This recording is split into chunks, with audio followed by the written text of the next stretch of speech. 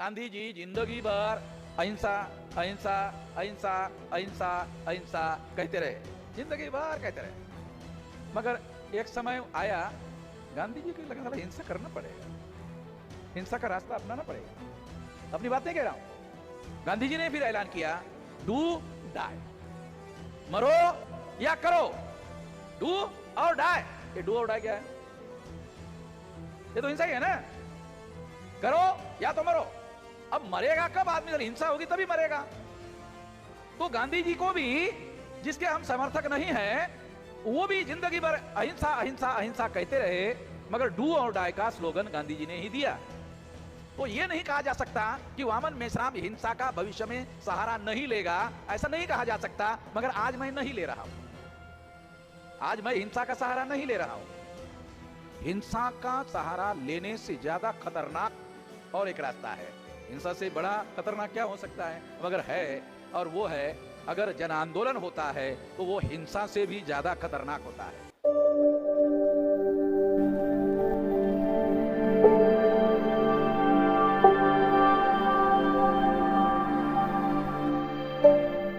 जय जोहार साथियों। भारत मुक्ति मोर्चा और बामसेफ के राष्ट्रीय अध्यक्ष वामन मेश्राम साहब लगातार देश भर में जागृति की अलग जगा रहे हैं।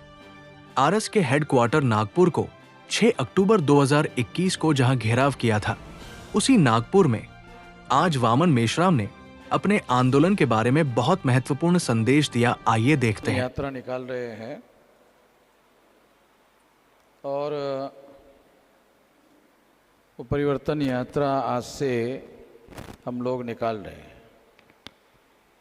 तो महाराष्ट्र से चलते हुए ये परिवर्तन यात्रा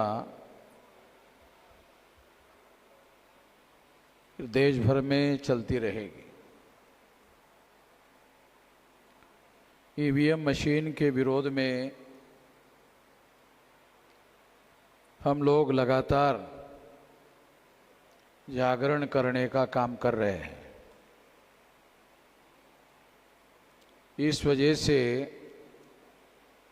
बहुत सारी शासक वर्ग के सामने समस्याएं पैदा हो रही है। आप लोगों को याद होगा, अटल बिहारी वाजपेयी 99 में प्रधानमंत्री बने। उस समय भी ईवीएम मशीन थी,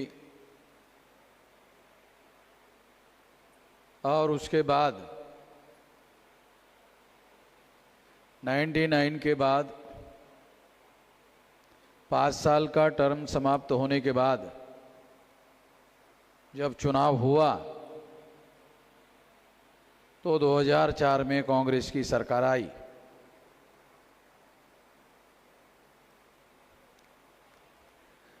और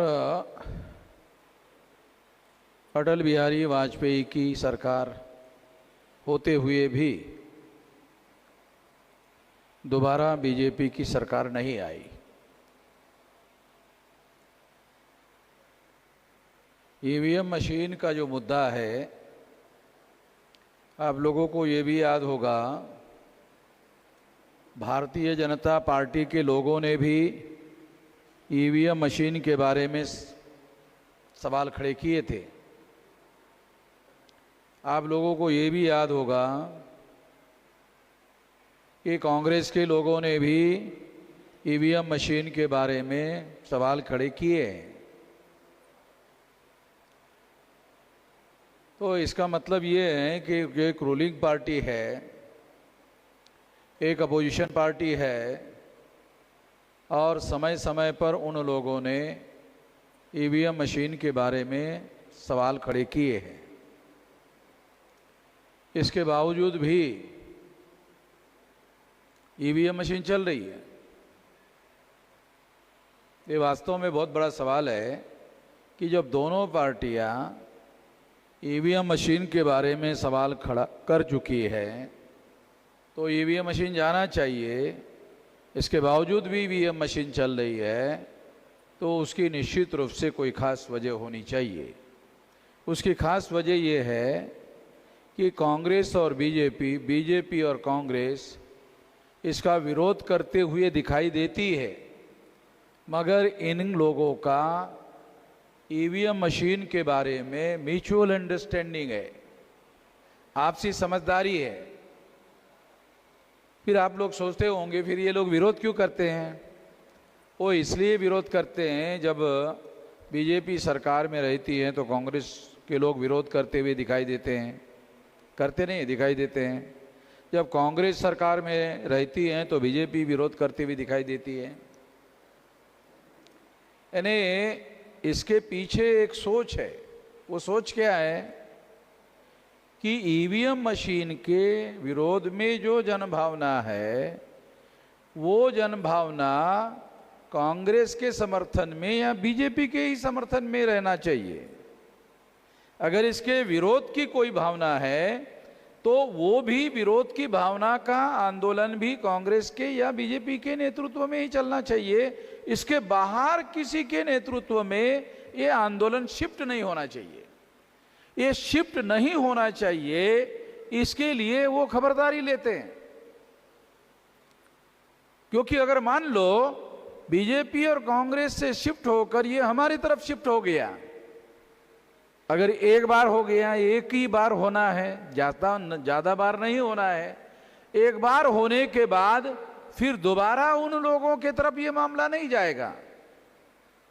इतना बड़ा मामला ईवीएम मशीन से संबंधित है, तो इसलिए वो लोग हर प्रकार की खबरदारी ले रहे हैं, हर तरह की खबरदारी ले रहे हैं। और ईवीएम मशीन के संदर्भ में हम देख रहे हैं कि वो लोग विरोध करने के बावजूद भी बहुत ज्यादा सतर्कता भी बरतते हुए दिखाई दे रहे हैं। इसलिए हम लोगों को ईवीएम मशीन का आंदोलन किसी भी स्थिति में हम लोगों को ये राष्ट्रव्यापी आंदोलन में रूपांतरित करना है। और आज ये आंदोलन हम बना चुके हैं। अब केवल एक काम बाकी है।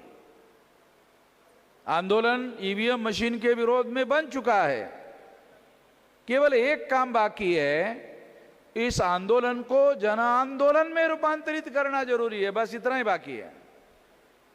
इसका राष्ट्रीय आंदोलन तो हो गया है, अब ये 625 जिलों तक पहुंच गया है। ये जो विरोध है ये 625 जिलों में आने वाले समय में जेल भरो भी होगा, भारत बंद भी होगा, तो आंदोलन हो चुका है। अब केवल ये आंदोलन जन आंदोलन में रूपांतरित करना बाकी है। तो इसके लिए हमको क्या करना होगा? इसके लिए हम लोगों को, हमारे कार्यकर्ताओं को, जब हम कह रहे हैं कि हमारा आंदोलन कैडर बेस ऑर्गेनाइजेशन है, तो हम लोगों को SC ST OBC माइनॉरिटी के बस्तियों में जाकर हम लोगों को ईवीएम मशीन के विरोध में स्थानिक स्तर पर कमेटियों का गठन करने का काम करना चाहिए। ये बूथ लेवल तक की कमेटियों का गठन करने का काम करना चाहिए।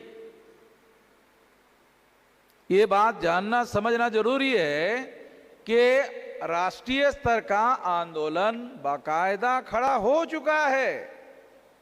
जब 625 जिलों में भारत बंद होगा तो आंदोलन तो खड़ा हो चुका है।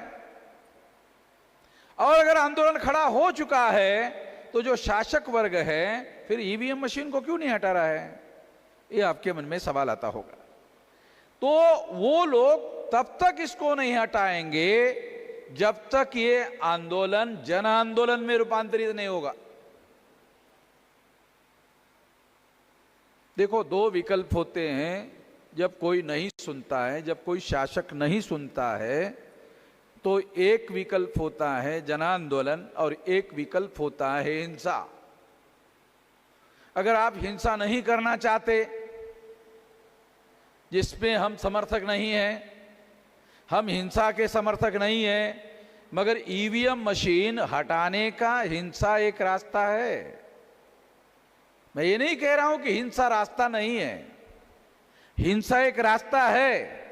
सारे दुनिया में इस बात को माना। बाबा साहब अंबेडकर ने भी एक जगह लिखा हुआ है और रिटर्न में लिखा हुआ है, अगर आपका उद्देश्य पवित्र है तो फिर हिंसा गलत नहीं है। एक जगह बाबा साहब आम्बेडकर ने ये कहा है कि यदि आपका मकसद पवित्र है तो फिर हिंसा का तरीका आप अपनाते हो वो गलत नहीं है कहा जा सकता। मैं अपनी बात नहीं कह रहा हूं, बाबा साहब आम्बेडकर ने कहा है। मगर बाबा साहब आम्बेडकर ने कहा है मगर अपनाया नहीं, उस पर अमल नहीं किया। ऐसा नहीं कहा जा सकता कि समता, स्वतंत्रता, बंधुता और न्याय पर आधारित समाज और राष्ट्र का निर्माण करना पवित्र कार्य नहीं है। निश्चित रूप से पवित्र कार्य है और बाबा साहब आम्बेडकर जिंदगी भर ये काम करते रहे, मगर उन्होंने हिंसा का सहारा नहीं लिया। हम भी हिंसा के समर्थन में नहीं है, मगर हिंसा गलत नहीं है। बाबा साहब आम्बेडकर का कहना यह है कि अगर आपका मकसद पवित्र है तो उसके लिए हिंसा का तरीका आप अपनाते हो गलत नहीं है, इसको गलत नहीं कहा जा सकता, क्योंकि इससे अगर मकसद पूरा होता है, कौन सा मकसद पूरा होता है? समता, स्वतंत्रता, बंधुता और न्याय पर आधारित समाज और राष्ट्र का निर्माण होता है तो गलत नहीं है। गांधी जी जिंदगी भर अहिंसा अहिंसा अहिंसा अहिंसा अहिंसा कहते रहे, जिंदगी भर कहते रहे। मगर एक समय आया गांधी जी को लगा साला हिंसा करना पड़ेगा, हिंसा का रास्ता अपनाना पड़ेगा। अपनी बात नहीं कह रहा हूं। गांधी जी ने फिर ऐलान किया, डू डाई, मरो या करो, डू और डाई। ये डू और डाई क्या है? ये तो हिंसा ही है ना। करो या तो मरो। अब मरेगा कब आदमी? जब हिंसा होगी तभी मरेगा। तो गांधी जी को भी, जिसके हम समर्थक नहीं हैं, वो भी जिंदगी भर अहिंसा अहिंसा अहिंसा कहते रहे, मगर डू और डाई का स्लोगन गांधी जी ने ही दिया। तो ये नहीं कहा जा सकता कि वामन मेश्राम हिंसा का भविष्य में सहारा नहीं लेगा, ऐसा नहीं कहा जा सकता। मगर आज मैं नहीं ले रहा हूं, आज मैं हिंसा का सहारा नहीं ले रहा हूं। हिंसा का सहारा लेने से ज्यादा खतरनाक और एक रास्ता है। हिंसा से बड़ा खतरनाक क्या हो सकता है? मगर है, और वो है अगर जन आंदोलन होता है तो वो हिंसा से भी ज्यादा खतरनाक होता है। अंग्रेज लोग जन आंदोलन के बदौलत छोड़कर चले गए। गांधी जी के आंदोलन से अगर अंग्रेज चले गए होते तो 1916-17 में ही गए होते, 20-22 में ही चले गए होते, मगर नहीं गए। जिंदगी भर आंदोलन गांधी जी करते रहे। और फिर गांधी जी ने डू और डाई का नारा लगाने के बाद गांधी जी, अंग्रेजों ने फिर जाने का फैसला किया और इस तरह से अंग्रेज भारत छोड़कर चले गए। हम तो ब्राह्मणों को कह नहीं रहे हैं, हम ये जरूर कह रहे हैं कि तुम भारतीय नहीं हो, यूरेशियन हो।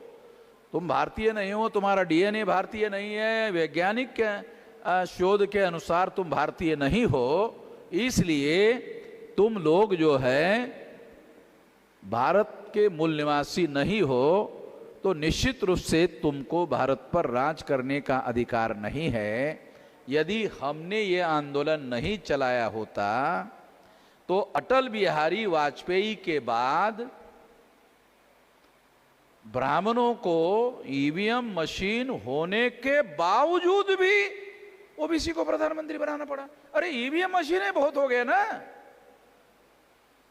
अगर आपके पास ईवीएम के द्वारा अपना प्रधानमंत्री आप बना सकते हो, बना रहे हो, तो ईवीएम का भी उपयोग कर रहे हैं और ओबीसी का भी उपयोग कर रहे हैं, एक साथ दो काम कर रहे हैं।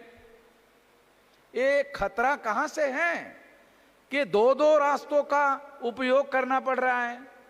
एक ईवीएम का भी उपयोग कर रहे हैं और एक ओबीसी का भी उपयोग कर रहे हैं। अगर आप ईवीएम का उपयोग कर रहे हैं तो सरकार आपकी आएगी, आपको चिंता करने की जरूरत नहीं है। मगर वो ऐसा सोचते हैं कि ईवीएम का उपयोग करने के बाद अगर ब्राह्मण प्रधानमंत्री बने तो फिर तो वामन मेश्राम का आंदोलन जन आंदोलन होने से कोई नहीं रोक सकता। मैं नहीं सोच रहा हूं, वो लोग सोच रहे हैं, ब्राह्मण लोग ऐसा सोच रहे हैं। इसलिए वो ईवीएम का उपयोग भी कर रहे हैं और ओबीसी को प्रधानमंत्री भी बना रहे हैं। अगर ईवीएम का इस्तेमाल करने के बाद अगर उन्होंने ओबीसी को प्रधानमंत्री नहीं बनाया होता तो जन आंदोलन बनाने के लिए हम लोगों को ज्यादा समय नहीं लगता, क्योंकि हमारे पास राष्ट्रीय स्तर का संगठन ही नहीं है, बल्कि राष्ट्रीय स्तर का कैडर बेस ऑर्गेनाइजेशन है जो भारत में किसी के पास नहीं है। एससी एसटी ओबीसी के पास, माइनॉरिटी के पास, हमारे अलावा किसी के पास भी नहीं है।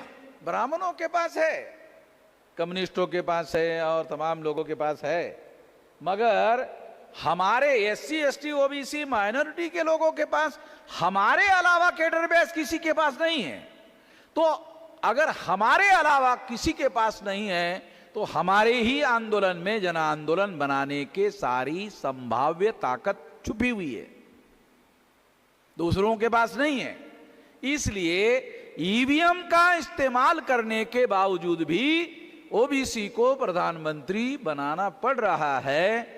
तो नरेंद्र मोदी को कम से कम एक बार हमारा धन्यवाद तो जरूर करना चाहिए कि अगर हमारी पोटेंशियल ताकत नहीं होती तो क्या अडवाणी के पिछवाड़े पे लात मार के मोदी को प्रधानमंत्री बनाते हैं? अडवाणी की वजह से बीजेपी एक छोटी पार्टी थी, अडवाणी ने रथ यात्रा चलाई, राम यात्रा चलाई, उसके बाद बीजेपी 100 सीटों वाली पार्टी हो गई। अडवाणी के रथ यात्रा के बाद, रिकॉर्डेड बातें बोल रहा हूं, बहुत पुरानी बातें नहीं है, 100 साल पुरानी बात नहीं है, ये अभी अर्वाचीन इतिहास है, ये 90 के आसपास का इतिहास है, ज्यादा पुराना इतिहास नहीं है। ये अडवाणी ने रथ यात्रा चलाई, क्योंकि हमारे लोग इन बातों को ध्यान नहीं रखते हैं, मगर हम लोग तो आंदोलन चला रहे हैं और हमको इसका सारा डाटा पता है। हमारे रिकॉर्ड में, इलेक्ट्रॉनिक रिकॉर्ड के अंदर हमारे पास सारा डाटा अवेलेबल है। तो अडवाणी ने रथ यात्रा चलाई, उसके बाद ही बीजेपी की 100 सीटें आई थी और अडवाणी के नेतृत्व की वजह से आई थी। अटल बिहारी वाजपेयी तो रथ यात्रा निकालने की ही विरोध में थे, वो ये बोलते थे कि इससे हिंसा भड़केगी। अडवाणी को भी मालूम था इससे हिंसा होगी, अडवाणी को मालूम नहीं था ऐसा नहीं, मालूम था, अटल बिहारी को भी मालूम था, अडवाणी को भी मालूम था, फिर भी अडवाणी ने यात्रा निकाली। क्यों? क्योंकि ये जानता था, अडवाणी ये जानता था, हाँ इससे हिंसा होगी, मगर इस हिंसा से हिंदू मुसलमान का ध्रुवीकरण होगा, हिंसा होगी। अटल बिहारी को भी मालूम था, अडवाणी को भी मालूम था। तो अडवाणी को यह मालूम था जब हिंसा होगी तो हिंदू मुसलमान का ध्रुवीकरण होगा, एक साइड में मुसलमान होगा तो एक साइड में हिंदू होगा, कोई एससी नहीं होगा, कोई एसटी नहीं होगा, कोई ओबीसी नहीं होगा, ये सारा मिलाकर हिंदू होगा। और अगर ऐसा हुआ फिर तो फायदा बीजेपी का ही होगा, उनको भी मालूम था। तो इसलिए अडवाणी ने रथ यात्रा को नहीं रोका और उस रथ यात्रा के बाद ही पहली बार 2-4 सीटों में सिमटने वाली बीजेपी पार्टी 100 सीटों वाली पार्टी हो गई। और फिर उसके बाद ये अडवाणी ने बनाया, अटल बिहारी ने नहीं, अडवाणी ने ये पार्टी बहुत विशाल पार्टी बनाई और अडवाणी प्रधानमंत्री पद का पहले नंबर का क्लेम करने वाला आदमी होने के बावजूद भी उसने प्रधानमंत्री पद स्वीकार करने के बजाय अटल बिहारी वाजपेयी को प्रधानमंत्री बनाया। और अटल बिहारी वाजपेयी को प्रधानमंत्री बनाने के बाद में, ये हमारे सामने इतिहास है, उसके बाद में कांग्रेस, फिर 10 साल 2004, 2009, 2009, 2013, 14, उसके बाद फिर बीजेपी की सरकार आई और उस बीजेपी की सरकार में नरेंद्र मोदी को प्रधानमंत्री बनाया गया और आडवाणी का पत्ता काट दिया गया और आडवाणी को कहा कि अभी आप आराम करो। जिसने भारतीय जनता पार्टी को इतना विशाल जन आंदोलन में रूपांतरित करने वाली पार्टी बनाया, तो ये एग्जाम्पल ही आपको बता रहा हूं। तो हम भी ये कह रहे हैं कि हमारे इस आंदोलन के बदौलत ध्रुवीकरण हो सकता है, हमारे आंदोलन की वजह से भी ध्रुवीकरण हो सकता है। और ये ध्रुवीकरण हम चाहते हैं, उस समय उन्होंने किया था हिंदू मुसलमान का, हम चाहते हैं कि SC ST OBC का ध्रुवीकरण हो जाए। अगर SC ST OBC का ध्रुवीकरण का एक अर्थ है एकता, SC ST OBC की एकता, अगर ये हो जाती है तो SC ST दोनों मिलाकर 22.5% और OBC के 63%, अगर ये आप आंकड़ा बनाओ तो ये आंकड़ा बहुत बड़े पैमाने पर 80% से ज्यादा का आंकड़ा हो जाता है। और अगर ये आखिरी % से ज्यादा आंकड़ा हो जाता है तो ऐसे सिचुएशन में हमारा ये SC ST OBC का जो ध्रुवीकरण है, ये इस देश में बहुत बड़े परिवर्तन का कारण बन सकता है। ऐसा करना पड़ेगा। ये पोटेंशियल करने का बहुत बड़ा आधार है। हम लोग काल्पनिक बातें नहीं कर रहे। कुछ लोग हमारे समाज में जो इंटेलेक्चुअल लोग हैं वो ऐसा कहते रहते हैं कि ऐसा हो नहीं सकता। जो लोग ऐसा सोचते हैं, जो इंटेलेक्चुअल है और ऐसा सोचते हैं जो हो नहीं सकता, तो उसका परिणाम क्या होता है? जो हो नहीं सकता उसको करने की क्या जरूरत है? लॉजिक क्या कहता है? ये हो नहीं सकता, फिर उसको करने की क्या जरूरत है? जो हो ही नहीं सकता उसको करने की क्या जरूरत है? ये तो इससे नालायकी प्रमाणित हो जाती है। इससे हम लोग और हम लोगों की, इंटेलेक्चुअल लोगों की नालायकी प्रमाणित हो जाती है। कोई भी चीज करने से होती है। संख्या कम और अधिक इकट्ठा हो सकती है, मगर होती करने से ही है। तो इसलिए साथियों, हम लोगों को आने वाले समय में निश्चित रूप से ऐसा करना होगा और ऐसा करने के लिए हमको इकट्ठा होकर ये काम अगर करते हैं तो मेरा यकीन है, विश्वास है, मैंने बहुत लंबा समय 19 साल की उम्र से इतना बड़ा 625 जिलों का संगठन खड़ा किया। अब किसी SC ST OBC या फुले शाह अम्बेडकर की विचारधारा लेकर चलने वाले किसी भी समूह के पास इतना विशाल संगठन नहीं है। एक संगठन विशाल नहीं है, दूसरा कैडर बेस नहीं है। तो ये इतना बड़ा संगठन हमारे पास है, तो संभावनाओं की अगर सोचे तो केवल हमारे आंदोलन में ही ये पोटेंशियल अवेलेबल है कि हम देश के जो बहुसंख्यक लोग हैं, SC ST OBC के लोग हैं, इनका ध्रुवीकरण कर सकते हैं, बशर्ते आप लोगों को SC के, ST के, OBC के बस्तियों में जाकर, लोअर लेवल पर जाकर, बूथ लेवल पर जाकर संगठन बनाने का काम करना चाहिए। यानी जिला लेवल पर जाने से काम नहीं चलेगा। जिले से नीचे तहसील में जाना पड़ेगा, तहसील की कमेटियां बनानी पड़ेगी और ट्रेनिंग लेना पड़ेगा।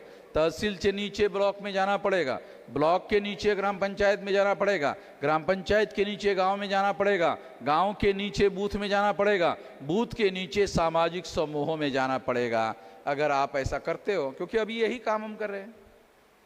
बामसेप के लिए मैंने 48 साल लगाया। अभी बामसेप का काम मैं नहीं कर रहा हूं, बामसेप का काम हमारे लोग कर रहे हैं और वो लोग उसको बढ़ा रहे हैं। अभी मुझे बढ़ाने की जरूरत नहीं है। अभी मैं सारी एनर्जी, सारी ताकत आंदोलन और आंदोलन को जन आंदोलन बनाने में लगा हुआ हूं। बस समय का फेर है। मेरा यकीन ये है केवल समय है। समय के अलावा हमारे बीच में कुछ है नहीं है, केवल समय है।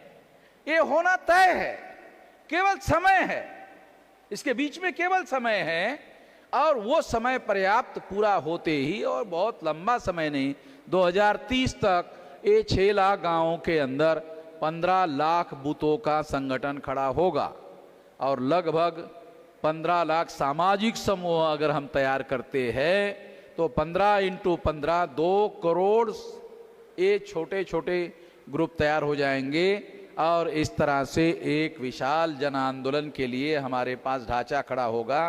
क्योंकि जन आंदोलन के लिए छोटे लेवल पर सामाजिक समूहों का संगठन नहीं होगा तो मोबिलाइजेशन नहीं होगा, और मोबिलाइजेशन नहीं होगा तो जन आंदोलन नहीं होगा, जन आंदोलन नहीं होगा तो हमारी समस्या का समाधान नहीं होगा। ये करना होगा। इस मौके पर साथियों, आप लोगों से यही उम्मीद करता हूं कि ऐसा करना होगा, और ये उम्मीद करते हुए मैं अपनी बात यहीं पर समाप्त करता हूं। 9 बजे हमको समाप्त करना था, ये 9 बज गए हैं, इसलिए धन्यवाद।